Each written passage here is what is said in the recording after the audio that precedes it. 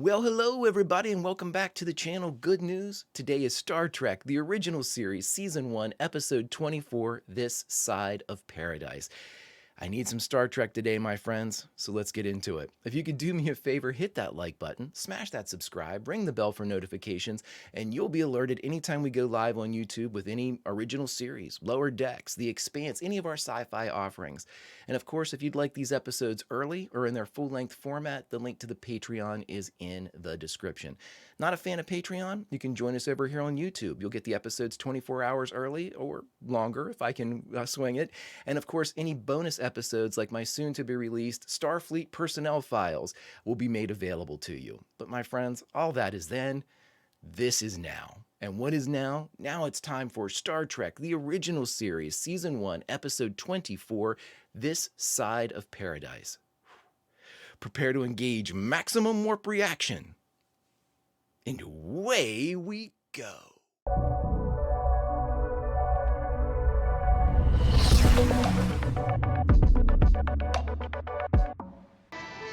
Look at that beauty. God, she's a good-looking ship. Sulu back at the helm, thank God. That looks like Earth. All I get is dead air. Shall I continue? Maintain transmission pattern until Good shot. Yes. Mr. Spock, Good shot. Good transition. what are the chances of survivors? Absolutely none, Captain. It is known, however, that living animal tissue disintegrates under exposure.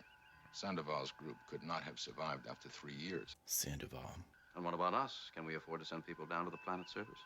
The breakdown of tissue does not develop immediately. We can risk a limited exposure. Forget that.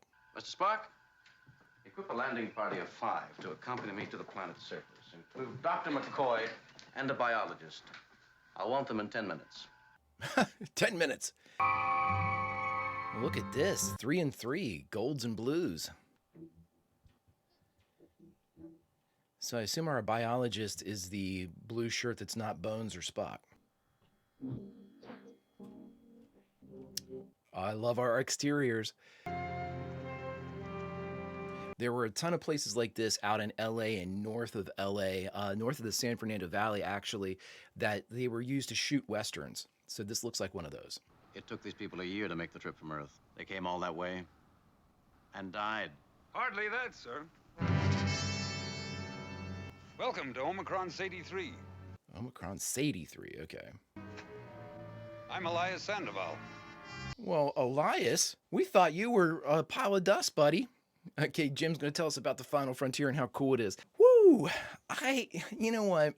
I say this so much, it sounds like I'm like reading from a script sometimes, and I hope it doesn't sound like that, but it probably does. These shows mean so much to me. Seeing all of these adventures and learning about these characters, it means so much. It's just because I've been absent the knowledge, and really it was kind of a ignorance is bliss type of situation. I didn't know what I was missing. You know, I thought that I wouldn't like these because of the special effects, or, I always heard that Bill Shatner had cheesy acting and all this stuff. Nothing could be farther from the truth. These stories are so powerful. It's amazing stuff. I don't even pay attention to the special effects at all. Captain's Except that beauty, which I've seen the model and I like the model better. We haven't seen anyone outside our own group for 4 years since we left the Earth. 4 years. You're here. We're happy to see you. Come, let me show you our settlement. On pure speculation, just an educated guess, I'd say that man is alive. You nailed it, Bones. At this intensity, we'll be safe for a week, if necessary. But But They these wouldn't people have been. shouldn't be alive. Is it possible that they're not? You shook hands with him, Jim. His flesh was warm. He's alive. There's no doubt about that. there's also no Yeah. question on the fact that Berthold rays are incontrovertibly deadly. No cures, no serums, no antidotes. If a man is exposed long enough, He's dead. Gentlemen, they're debating in a vacuum. Let's go get some answers. Debating in a vacuum. A lot of work being done. A lot of like simple machines too. Like what happened to all the tech? I mean, we've got like a crank on a well. There are 2 other settlements, but we have 45 colonists here. 45. You see, Omicron is an ideal agricultural planet. We determined not to suffer the fate of expeditions that went before us. Elias.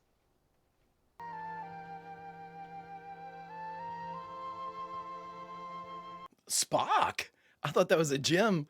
Mr. Spock and I have met before. It's been a long time.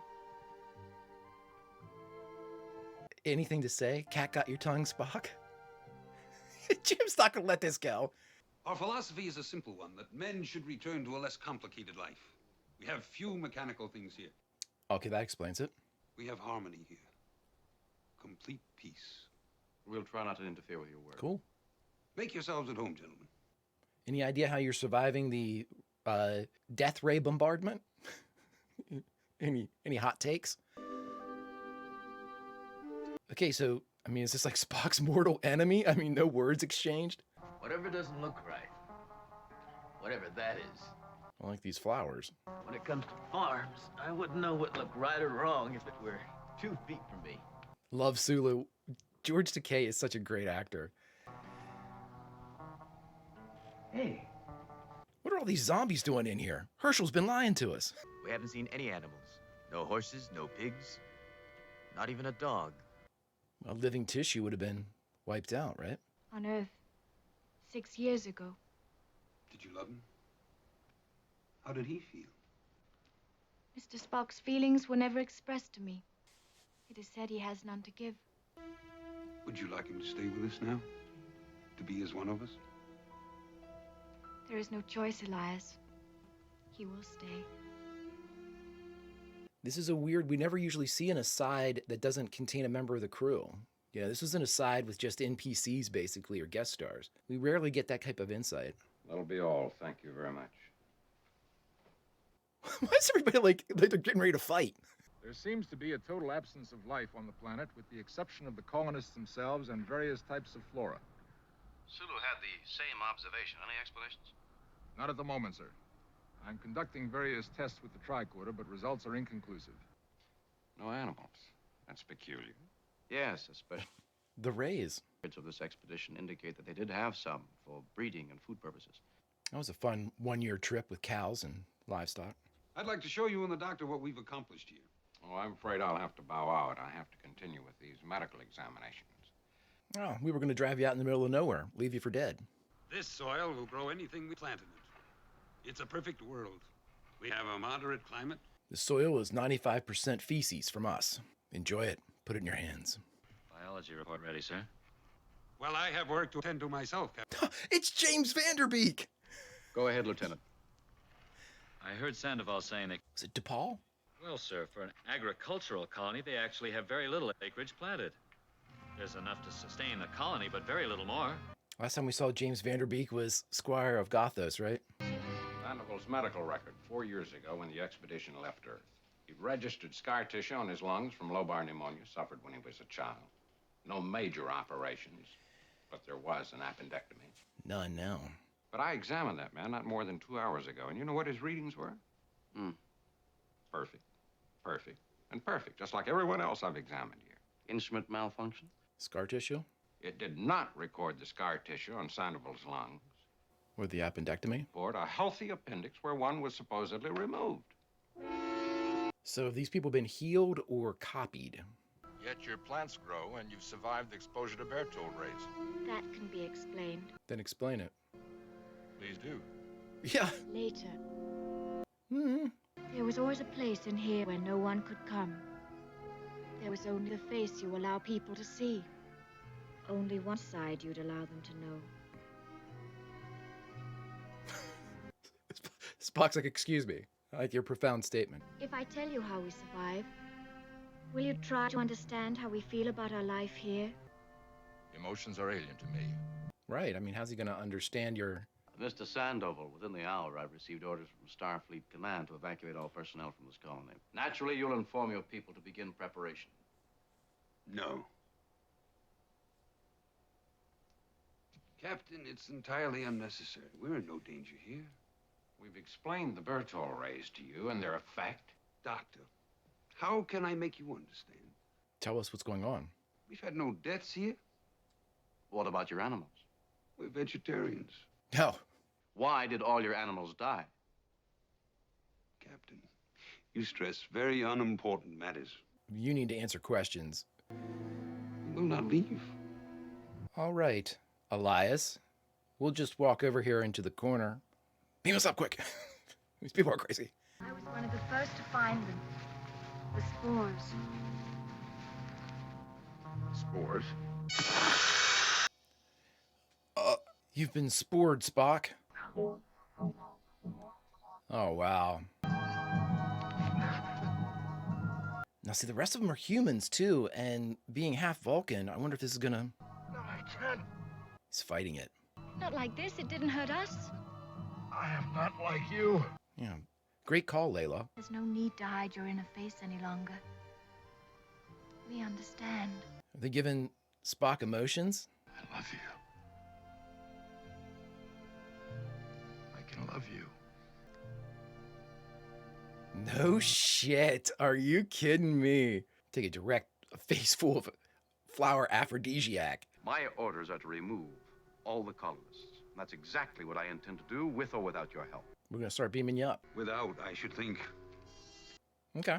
Well, you're the first one that'll beam up. We have orders to evacuate all colonists to Starbase 27. I want landing parties to coordinate the colonists and prepare them to transport up to the ship. Where's Mr. Spock and Mr. DeSalle? DeSalle. I said DePaul, didn't I? DeSalle is James Vanderbeek, by the way. Spock. That one looks like a dragon. See the tail and... No, they got him overalls and everything. Not overalls, a jumpsuit or... You know, I can tell you exactly why one appears in the sky.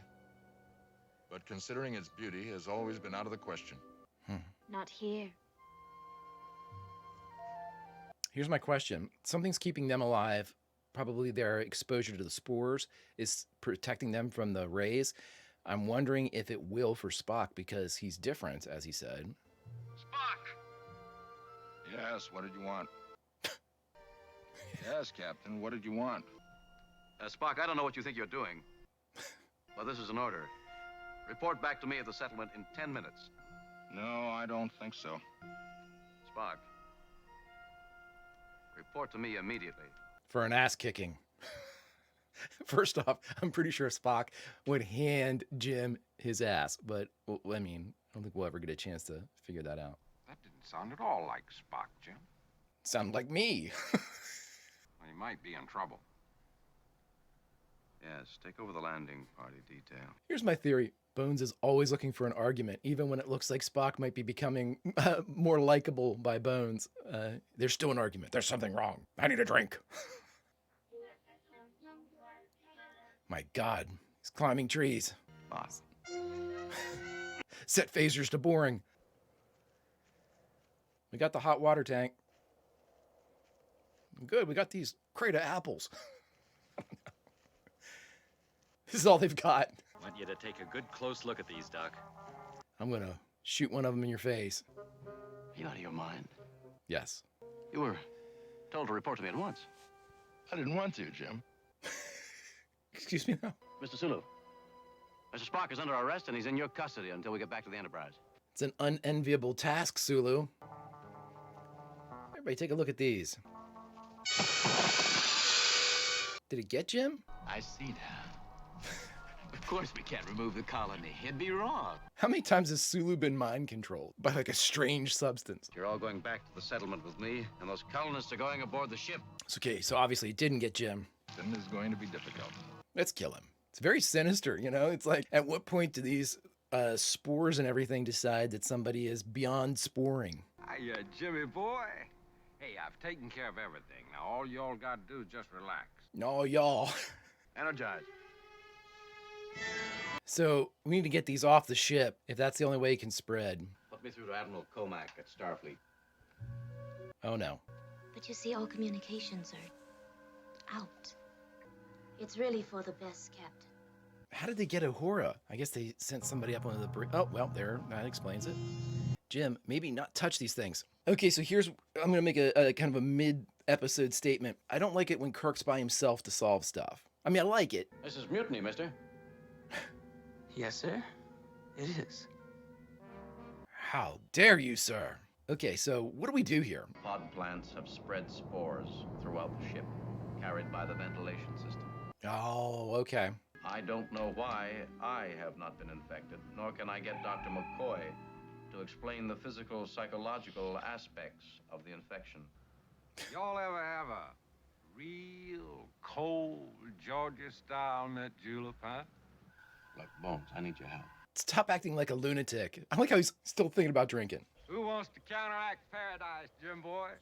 McCoy out. I'm out. Is there anybody else? And how the hell isn't he affected? Where did they originate? It's impossible to say. They drifted through space until they finally landed here. You see, they actually thrive on Berthold rays. Hmm. In return, they give you complete health and peace of mind. You don't understand, Jim. He never will. It'll come around, sooner or later. How is he not affected? I'm going back to the ship. And I'm going to photon torpedo this entire place. Buckle up. There's nobody else? Eerie. Things like this frustrate me, you know, because you want a simple resolution to this. And of course, there wouldn't be an episode if there was a simple resolution. But at the same time, you're just like, come on, what's going on? Engineering. Scotty? No Scotty. Is there anyone on board? This is the captain. It's just me, Finney. I'm back. I'm going to get you, Jim. Come on, time to do some thinking, Jim. Lieutenant Uhura has effectively sabotaged the communication station. Always good at her job. In effect, I am marooned here. I don't know how to get my crew back. How to counteract the effect of the spores. Can you kill the plants? It's a terrible idea, but I don't know. They thrive on the rays. Can you take the rays away from them? Can you feed them with the opposite? Come on, Jim.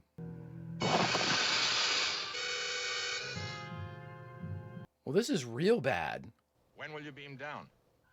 There's some things in my quarters I want to pack. Good. Layla and I'll meet you at the beam down point. Oh, he packed his green shirt. He packed his other green shirt. He doesn't really need them. He's going to get those coveralls when he goes down. Well, this is not a good sign.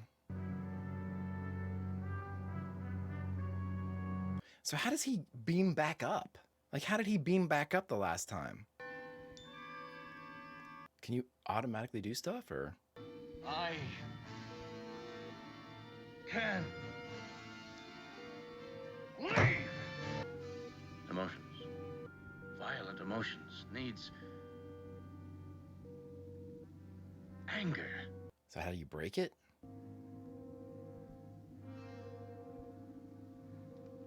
They're asking a lot of Bill Shatner in this one. Long shots with no cuts. Captain's log supplemental. I think I've discovered the answer. Blunt force trauma. My plan entails considerable risk. Mr. Spock is much stronger than the ordinary human being. Aroused, his great physical strength could kill. Oh my God, are we really going to see a Jim v. Spock fight? I was joking. I think you and I can handle it. Why don't you beam up now? It won't take long. Do you mind? I'll wait. And if I have to, I'll tear his head off. Ready to beam up, Jim? Energizing. I got my Steady Alpha 5 slugger. All right, you mutinous, disloyal, computerized half-breed. We'll see about you deserting my ship. Dear God. Ship? I don't understand. Of course you don't understand. You don't have the brains to understand. All you have is printed circuits. Are you questioning my brain, sir? You're a traitor from a race of traitors. Disloyal to the core. Rotten like the rest of your subhuman race. And you've got the gall to make love to that girl. Instead of passing himself off as a man, you belong in a circus, Spock. I wouldn't get so close, Jim.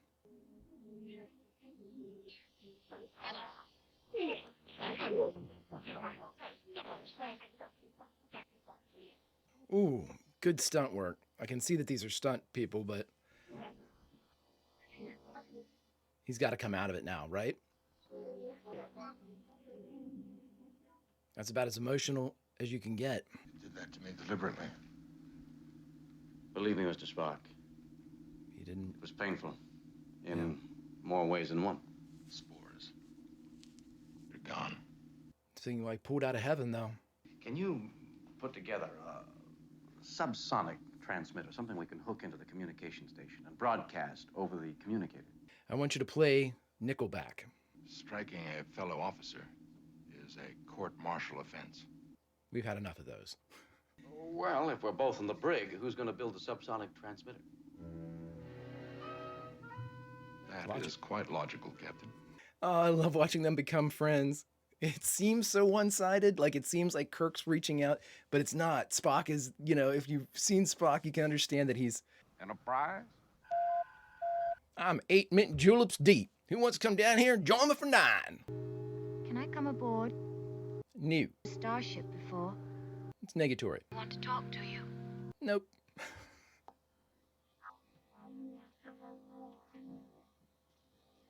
I thought they had biofilters in the transporters. Maybe that hasn't been something that's been addressed yet. Like to decontaminate.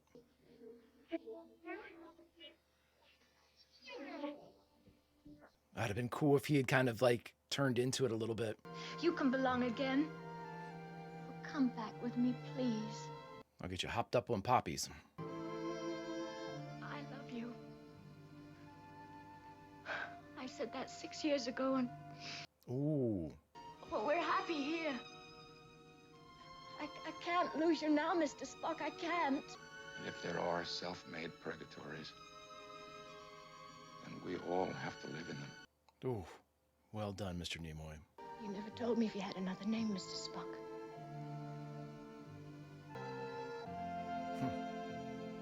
Great acting by Nimoy. You couldn't pronounce it. I like that shot. Cool shot. I like that. Continuing the action after is a real good touch too, seeing it through the grate. I said I was sorry. More like you're clumsy. If you hadn't gotten in my way. Oh, dear God, shovel fight. Drinking. My man is drinking. What sort of work? I'm a doctor. Not anymore, of course. We don't need you, not as a doctor. Oh, no? Well, that'll be a drinker. Better make me a mechanic. Then I can treat little tin gods like you. Ooh. Liver punch. Don't try that on me. My liver's hard as a rock. We've done nothing here. No accomplishment, no progress. You survived. I mean, you were infected. How aware are they of the stuff that they've done? Apparently very aware. We'll give you every cooperation. Start making preparations, Mr. Sandoval. We'll begin transporting your people aboard as soon as more of our crew checks in. Pack your Sunday best coveralls. We're going to a star base. I had 27 mint juleps. You're all in absolutely perfect health. A fringe benefit left over by the spores. Nice. You could probably use that then, right? That sounds like new technology. We haven't heard much from you about Omicron Ceti 3, Mr. Spock. I have little to say about it, Captain. Except that for the first time in my life, I was happy. Oh, what a great leave line. All right, my friends, we just got done watching Star Trek, the original series, Season 1, Episode 24, This Side of Paradise. And the only thing we have left to do is to talk about it. All right, my friends, just got done watching Star Trek, the original series, Season 1, Episode 24, This Side of Paradise. Again, I like these types of episodes. I don't like the idea... Well, I don't dislike it. I prefer when it's a group effort to kind of overcome the obstacle. I think we've talked about this a lot of times in the comments too, that, I'm not going to yuck anybody's yum at all. I'm a huge Kirk fan. So, having any Kirk like centric episode is never, wrong for me or anything. My preference though is to see Kirk and Sulu and Uhura and Spock and Scotty and everybody working together and, just really being like the badass crew that we know them to be. And while we did have a lot of representation in this one, everybody but Scotty, as far as like our core six at this point, they didn't, it was predominantly Kirk coming to, saving the day, so to speak, and figuring things out. I wasn't real happy with how they figured out the spores, negative emotions, like eradicate them from your body. Um, Again, it wasn't like a way to figure it out, some type of MacGuffin, cure. Obviously, that's what it was, but it wasn't so much that it ruined the episode for me or anything like that. I kind of would have liked it to have been something where, for whatever reason, Kirk was, unaffected, or at least not as affected as. And see, this is the thing that I'm thinking the entire time when I'm watching this side of Paradise. This is where you really need to have a serialized element inside the episodic formula of Star Trek. Because I think it would have been great that if you had like the people that had been infected by the naked time stuff had some type of like pre-existing kind of, not necessarily a immunity, but like a resistance to it. It's something like that would have played through, or they would have kind of really played up the fact that Spock had a hard time kind of being assimilated by the spores. She's when Layla was, oh, it didn't hurt me, yeah, but I'm not like you. My physiology is completely different, and so that would have been cool if like he had been fighting with it constantly. It would have been a more powerful episode that if you were going to pick a centric character to save the day, it really should have been Spock, since he had like the romantic tie, and you could have given Nimoy a lot to chew, because going back and forth from like an emotional Spock to, our normal Spock, that would have been really cool to see. And in fact, I thought that's what they were going to do.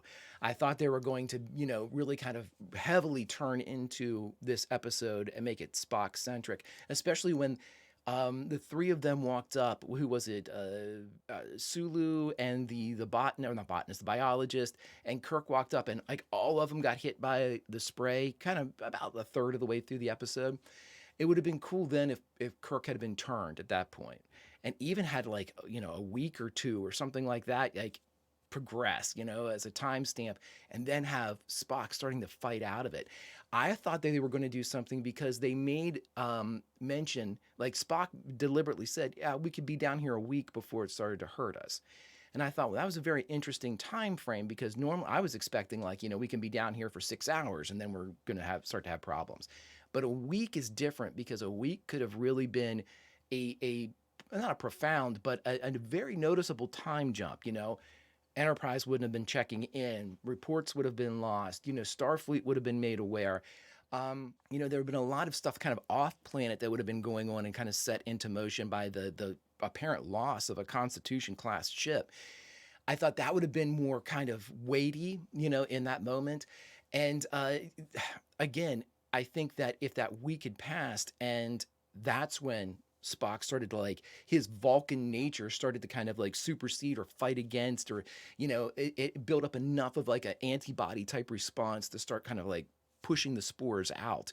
That would have been a better setup for me. A couple things I noticed though.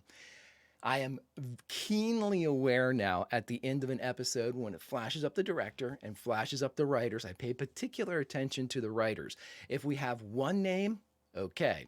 If we've got story by, teleplay by, so-and-so and so-and-so, and there's like 2 or 3 names, 9 times out of 10, whenever I start doing my research for Q&A, that normally means that there were heavy-duty rewrites. Or a story was used and maybe not credited initially, and there's been a couple of things like that. This one, okay, last time we had something, I think so far in my exploration of Star Trek, there has been one episode that really, it's kind of like the entire backstory or the behind the scenes, behind the camera stuff was all about the fact that it was being rewritten day of shooting, like new scripts were being handed out. And that was Shore Leave. Now, again, Shore Leave, I enjoyed the hell out of that one. I think about Shore Leave quite a bit. But shore leave was also an exterior location shoot. They were environmental, they were outside, which usually lends time to just set up and making sure it's the right time of day, and lighting all of a sudden becomes a problem, and there's a lot more moving parts in shooting outside. And so when I see that coupled with multiple writers, I think to myself, do we have another situation where this was like a day of rewrites? And if that's the case, we did have day of rewrites. I think this one was the one whose story was least affected by it, if that makes sense. Now, again, they may have taken an extra day to shoot or extra 2 days to shoot or something crazy like that, which may have helped with, kind of defer the effects of that type of script writing. But because I think the story flowed, there wasn't any glaring editing problems. There wasn't any really structurally like poor elements of the story, and I'm not saying there was for Shore Leave either. This one seemed to be complete enough. The storyboard was fulfilled enough for this. I just think that the elements, making Kirk the figure to get them out of that was fine, but it was formulaic in that that's what we normally see. We normally see Kirk kind of 1v1ing or 1v enemy type of thing. And that's what we saw in this one, again, solving the problem. I thought that this was I guess the easiest way for me to say this is it looked as if the episode was perfectly presented for a Spock-centric episode. Love interest that we had never heard of.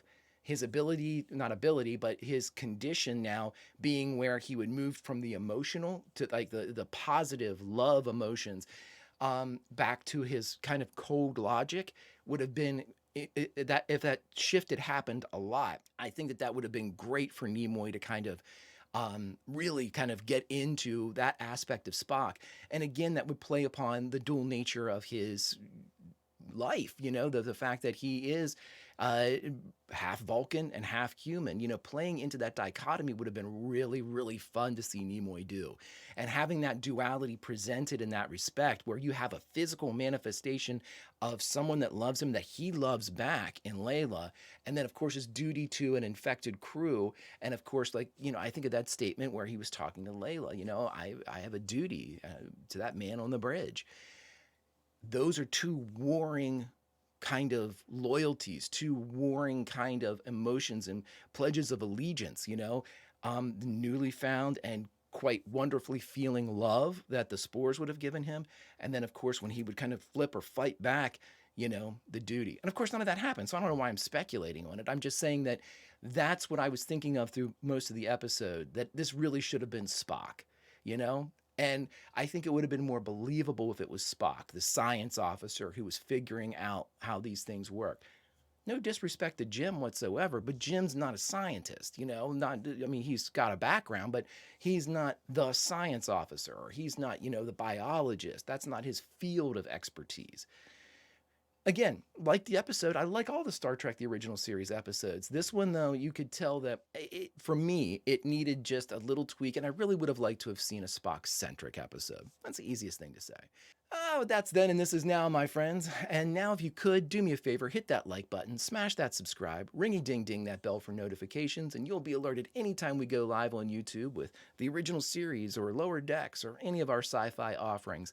And of course, if you'd like any of those offerings early or in their full-length format, the link to the Patreon's in the description. Or join us at the YouTube memberships, get the episodes 24 hours early, and any bonus episodes for Star Trek or The Expanse or anything else that happen to be published.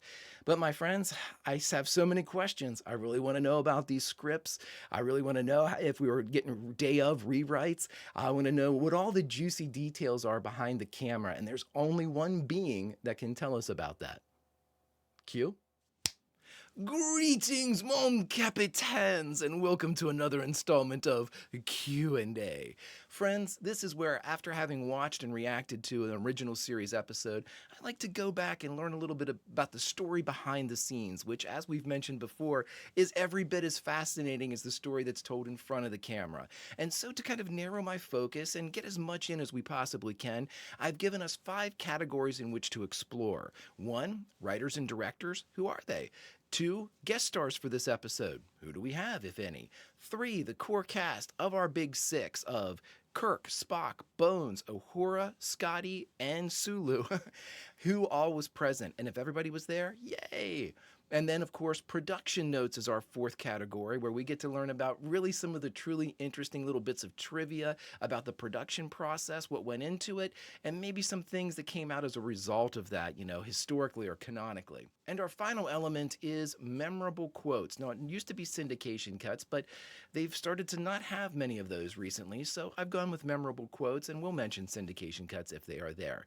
So, let's get into it, my friends. All right, friends, our first category, writer and director. Who was our writer? Well, in this one, again, we have a group effort being put into this side of paradise. As our writer is Nathan Butler, but the story or the teleplay is by DC Fontana. What we've come to learn from this, friends, and a lot of the research that I've done thus far up through this side of paradise for Q&As, is that anytime that we have multiple writers credited at the end of an episode, normally the author of the script, the originator or the person that put down the first treatment of it is given top billing. And then whoever, usually a staff writer or what Star Trek used as a staff writer in DC Fontana or Gene L. Kuhn or Roddenberry, it came in after the script was written to punch it up or to, make corrections or edit it or fine tune it or whatever needed to happen. And normally the reason why we have multiple writers is the original writer, by the time of production, probably wasn't available, either contractually obligated, maybe even physically out of wherever they were on another job or something like that.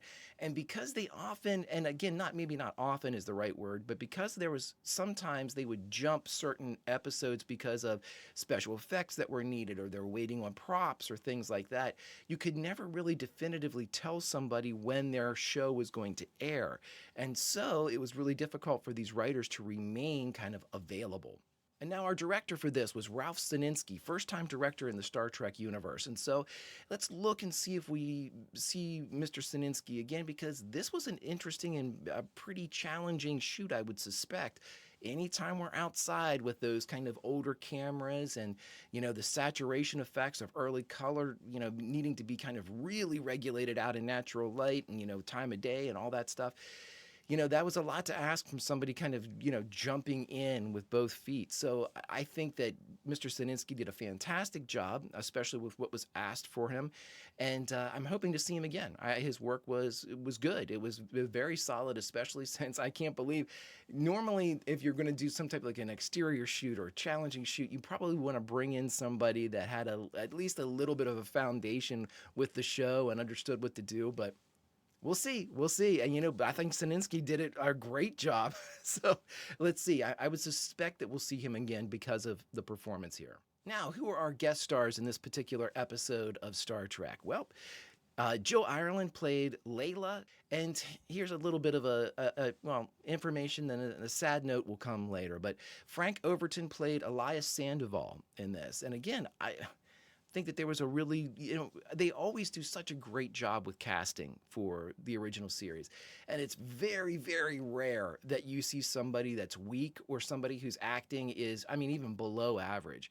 And now our third section, friends, is core cast. Who was there? Everybody, all hands present and accounted for, except Scotty. I hate it. I hate when we don't have Scotty or Sulu there.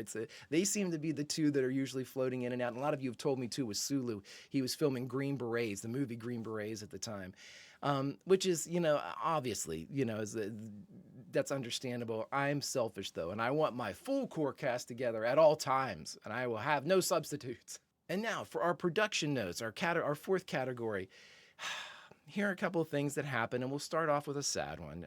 The aforementioned Frank Overton, who played Elias Sandoval, actually died just a few months after finishing this episode, to the point where I looked around and I didn't want to get too far into the weeds with this, because I always try to really temper my research to focus on the specific episode, because as soon as you start kind of generally searching things in Star Trek, I'm going to get something ruined. But from what I could find or where I looked, I actually didn't get a definitive answer on this. And I was hoping that at the very least, Mr. Overton was able to see his performance, aired for Star Trek, but I'm not sure if he did, because when this was filmed and when it aired, I don't think it would be a couple month lead time. I'm sure it was more in the vein of weeks, but I don't know what his health was like or anything like that. But I really hope he did, because he did a great job and he lives on in this side of paradise. Now, here's an interesting one. Speaking with Layla, in the script, Kirk first sees Spock and Layla kissing passionately by a stream, and there's no scene of that. We don't actually get to see that particular instance kind of captured whenever Kirk stumbles upon them. And it was actually director Ralph Selinsky, who decided to come up with the hanging tree bit, that bit where Spock's hanging upside down.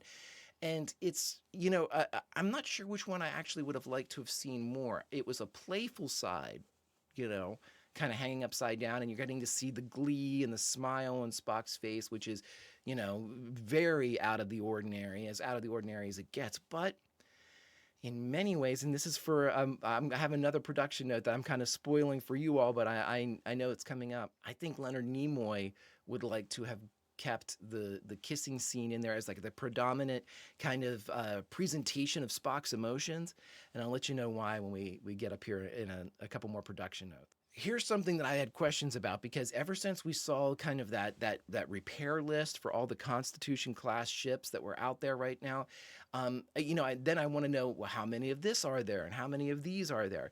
And so here's sort of a bookmark, kind of, or not a bookmark, but kind of a fact point that probably is worked around at some point. But as established in the making of Star Trek, everybody. As established in the making of Star Trek, there are only 17 star bases. However, Kirk announces that he has been ordered to take the colonists to starbase 27. So again, I think that instead of like the numerical 1 through 17, maybe could they have meant that there's like 17 total star bases that might have different numbers? And again, I don't know how that works. Like, I'm assuming they've had bases destroyed or decommissioned or repurposed or something like that. And if that's the case, you're going to add a newly active starbase in, and you might lose like a starbase 6 and pick up a starbase 18 or, something like that. So I think it was interesting to know that, at least as far as the script was concerned, or the idea, the canon information was at this particular time, for this side of paradise, that there were an established 17 star bases. Now, again, if 27 was mentioned as a destination, there are ways to work around that. I'm still curious as to whether or not they actually meant the 17 as a physical representation of active star bases, or if this was kind of a mistake. Was 27 supposed to be 17? That's why we do these. Now, we mentioned that DC Fontana helped with the teleplay for this episode. Again, a huge task that she was constantly being asked to do when it came to, 11th hour rewriting or punching up of scripts, which is incredibly taxing. But DC Fontana does a fantastic job every chance that she gets. And I would really like to know, this is something that I think, I'm not even sure if you can find this out. She has done, and Gene Kuhn too, they've done so much with kind of other people's starting projects, their scripts, and like how I would really like to know, like, what contributions DC Fontana especially made. We kind of credit Gene Kuhn with a lot, with the Romulans and Klingons and things like that. I want to know what to credit DC Fontana for, because there's no way that she had her fingerprints on this many scripts and, these many stories without there being something canonically really important, or at the very least a bit of trivia, like, this wasn't in the original script, this came straight from the mind of DC Fontana. I want to know what to be able to credit her for, because I can credit her with doing a hell of a lot of hard work and making Star Trek what it is right now, but I'm sure there are absolute physical facts and elements that belong as feathers in her cap. But anywho, DC Fontana said that this episode, she loved. She recalled, it worked out very well because the actors were brilliant for me and had a very good director. And I just really liked it. And I think that what praise comes from somebody that has emotionally invested their own, imagination and inspiration into a product, even if it wasn't initially hers, she was able to come through and make it so much that she could say, honestly, I love this episode. The actors are brilliant. The director was great. I mean, what higher praise from the person that contributed to the written word that you were all kind of interpreting? Fantastic stuff. But the praise seems to be universal, as director Ralph Selinsky also loved this episode, and I quote, It really proved to be a very, very, very well worthwhile doing. Leonard and Jill Ireland were wonderful, as was the whole cast. And again, love fests like that nowadays are kind of commonplace, where everybody says, "Oh, we were working on this TV show, and we're all just a great big family." And "Oh, we were on this movie set for 8 weeks, and we just all got along famously." It seems to be the cookie cutter. Back in the day, though, I don't think that nobody really needed to know if everyone was getting along, because those questions were seldom asked, especially in a lot of the interviews that I've seen. You rarely see a cast member ask, "Well, how's the mood on the set?" Nobody asked that shit back then. They didn't care. They wanted facts. They didn't care if you were having a good day at work. So in having that offered by Selinski, that this was a great environment, and specifically Leonard Nimoy and Jill Ireland were wonderful to work with. That's praise that, whenever it's given, probably was really listened to back in that time, because it's something that normally wasn't spoken about, or didn't need to be said, or people just didn't care enough, and Selinski did, to make sure that he noted it. And our last and final note for the production notes comes from, again, I found a really good list, and these lists that are kind of universally accepted are the ones I like to bring forward, because I think that it probably is a representation of a lot of the people that watched it initially, kind of giving their take on all these, especially the older books, like The Making of Star Trek. When somebody says something like that, or there's an actual account from like Variety or TV Guide or something of that nature, not TV Guide, but something, the paper. When somebody makes a list, I usually think that this was probably representative or reflective of the audience's feelings at the time. At least that's what I'm going with. And so with this last one, comes from the Star Trek book, Star Trek 101 by Terry Erdman and Paula Block. Lists this episode, This Side of Paradise, as one of the 10 essential episodes from Star Trek, the original series. And I can believe that. I really can, because whether or not this type of scenario is your cup of tea, we've seen certain things like this before, especially with Kirk kind of being a Kirk-centric episode. I really, really enjoy the fact that we got to see Leonard Nimoy, stretch his legs a little bit and be able to work with Spock in a different idea and a different mindset. And I just think that it was a really, really solid bit. And friends, section 5, last but certainly not least, memorable quotes. And this one comes, understandably, from Spock. Spock says to Kirk, after Kirk asks him about, what happened down there, he responds, "I have little to say about it, Captain, except that for the first time in my life, I was happy." And you know what? That makes me think of that earlier scene where he was hanging upside down and laughing and smiling. But again, it's like, okay, I was happy. I wonder what it would have been like if there was that kissing scene in there. Would he have said, "I have little to say about it, Captain, except for the first time in my life, I was in love"? Whew. I think that might have been more powerful. But anyway, that's what I think right now, my friends, as we conclude this edition of Q&A. Until next time we meet, behave.